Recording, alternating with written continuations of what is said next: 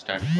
সিএলডব্লিউ Chittaranjan locomotive works বা Chittaranjan rail engine কারখানায় 23শে জানুয়ারি নেতাজি সুভাষচন্দ্র বসুর জন্মদিনের ছুটি বাতিল করার বিরোধিতায় মঙ্গলবার সকাল থেকে রেল শহরে আন্দোলন শুরু করে বাংলা পক্ষ।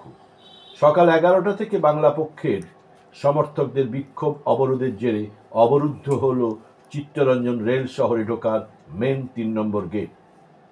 এর ফলে আসানসোল চিত্তরঞ্জন যোগাযোগকারী প্রধান রাস্তার উপর দাঁড়িয়ে যায় অসংখ্য 2 চাকা ও 4 চাকা গাড়ি।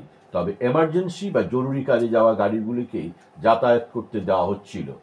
প্রসঙ্গত, চিত্তরঞ্জন রেল ইঞ্জিন কারখানা কর্তৃপক্ষ নেতাজি সুভাষচন্দ্র বসুর জন্মদিন 23শে জানুয়ারি ছুটি বাতিল করে দিয়েছে, যা নিয়ে ইতিমধ্যেই সব মহলেই ক্ষোভের সৃষ্টি হয়েছে।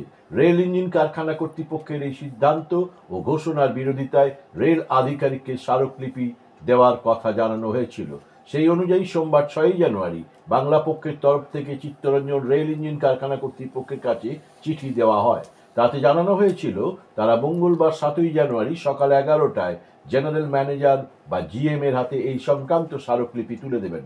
সেই মতো এদিন সকাল 10টার পর থেকেই জিএম অফিসের সামনে বাংলা পক্ষের সমর্থকরা জড়ো হতে শুরু করেন। কিন্তু বাংলা পক্ষের অভিযোগ, সেই সময়েই আরপিএফ এর তরফে তাদেরকে সেখান থেকে বলপূর্বক সরিয়ে দেওয়া হয়। জানিয়ে দেওয়া হয় কোনো রকম এখানে জমায়েত করা যাবে না ও স্মারকলিপিও দেওয়া সম্ভব নয়। এমনকি তাদেরকে শহরের বাইরে চলে যাওয়ার নির্দেশ দেওয়া হয়। আরপিএফ এর এই নির্দেশের পরেই বাংলা পক্ষের সমর্থকেরা 3 নম্বর গেটের বাইরে এসে অবস্থান বিক্ষোভ শুরু করেন। বাংলা পক্ষের পশ্চিম বর্ধমান জেলার তরফে অক্ষয় বন্দ্যোপাধ্যায় বলেন, বাংলার বীর দেশের স্বাধীনতা যোদ্ধা নেতাজি সুভাষচন্দ্র বসুকে রেল ইঞ্জিন কারখানা কর্তৃপক্ষ গুরুত্ব দিচ্ছে না। বাঙালি বীরকে পদে পদে অসম্মান করা হচ্ছে। তার আরও অভিযোগ, চিত্তরঞ্জন দাসকেও যথাযোগ্য সম্মান কারখানা কর্তৃপক্ষ দেয় না।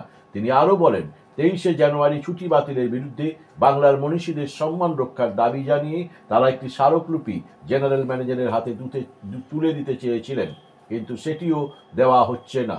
তাদের দাবি, যতক্ষণ না পর্যন্ত তাদের হাত থেকে চিত্তরঞ্জন রেল কর্তৃপক্ষ স্মারকলিপি গ্রহণ করছেন, ততক্ষণ তারা অবস্থান বিক্ষোভ চালিয়ে যাবেন। প্রায় 2 ঘন্টা বিক্ষোভ অবরোধ চলার পরে রেল ইঞ্জিন কারখানা কর্তৃপক্ষ রাজি হয় বাংলা পক্ষের স্মারকলিপি নিতে। 3 নম্বর গেট থেকে বাংলা পক্ষের এক প্রতিনিধি দল অক্ষয় বন্দ্যোপাধ্যায়ের নেতৃত্বে অফিসে গিয়ে চিফ পার্সোনাল অফিসারের হাতে স্মারকলিপি তুলে দেন। তাদের তরফে পরিষ্কার করে জানিয়ে দেওয়া হয়েছে, যদি তাদের দাবি না মানা হয় তাইলে 23শে জানুয়ারি আরও বড় আন্দোলন করা হবে এই চিত্তরঞ্জন শহরে।